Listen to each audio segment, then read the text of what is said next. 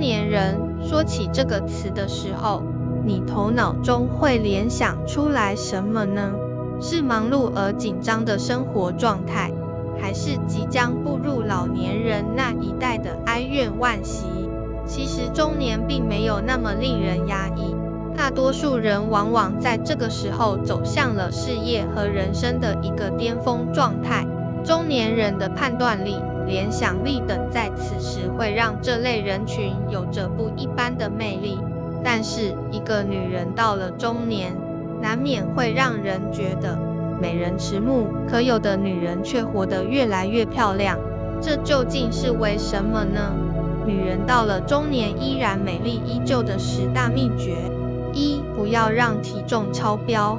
如果不是因为一些别的因素，那么体重的过度超标意味着你对生活的自暴自弃，因为你懒，你不够自律，你从心里面放弃了自己。拥有一个好的身材，并不是为了取悦别人，而是在取悦自己，是在为自己负责。2. 不要停止学习。老话说得好，活到老，学到老。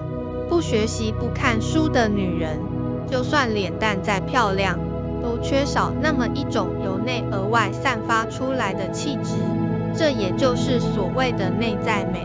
特别是到了中年，外表已经没有那么青春洋溢了，如果没有内在美的支撑，就很容易让人觉得乏味。一个有智慧的中年女人散发的韵味是非常吸引人的，她既可以处理好繁琐的家务，也能够轻松应付中年危机。3. 不要放弃成长。不要觉得年龄到了，一辈子也就这样了，一定要把自己充实起来。是否庸俗和你是不是家庭妇女没有关系，而是和你的灵魂追求有关。没有精神生活的女人，只能去求得别人的认同来找寻自己的存在感，如此以往，消耗的是自己的一生。4. 不要眼里只有钱和孩子。儿女和钱固然重要，但是不要一直没完没了地聊这2个话题，因为这种话题会让年轻人恐婚，并且觉得长大是一件很可怕的事。一定要有自己生活，要有除了挣钱和儿女以外的东西，要让自己的孩子看到他们的父母活出的自己的精气神。5. 不要管闲事。为什么年轻人一提到妇女都会带着一种偏见？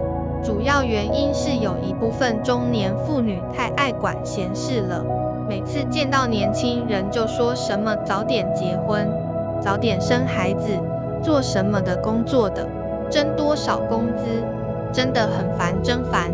管好自己的就可以了，活出自己的样子。6. 停止抱怨。负能量是很可怕的一种东西，它可以驱散走所有的正能量，让身边的每个人都生活在你抱怨出来的戾气当中。要知道，解决问题只有去付诸行动，去接纳，去放下，去努力，而并非抱怨。7. 学会扔东西和买东西。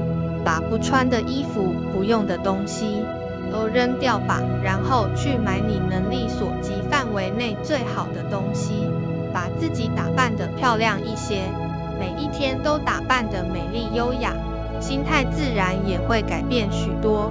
8. 认识更多朋友。去认识一些新的朋友，可以让自己觉得更加年轻有活力，清理掉空间中那些负能量爆棚的人。只有和有趣的正能量朋友交往，自己才能有所收获。而且不要拒绝和异性朋友的接触，因为异性是可以帮助你发现更好的自己。9. 不要在乎自己的年龄。不要一直困在自己的年龄中，其实没有人给你设规定，一切都是自己在给自己设限。不要一直纠结这件是不是现在年龄该做的事，想做就去做，只要你认为是对的，只要你可以开心，没有那么多规矩， 10. 爱伴侣，更要爱自己。你在欣赏身边这个陪伴你许久的伴侣的同时，更多的要更爱自己。不需要一直围着另一半去转，你只管修炼自己，只管自己大步前进。一个可以让自己奔跑的女人，另一半只会害怕跟不上你。女人是造物主创造出来的奇迹，她们可以用柔美渲染岁月，可以用岁月点亮生命，可以用生命照耀家庭。美丽其实一点也不难，只要你愿意。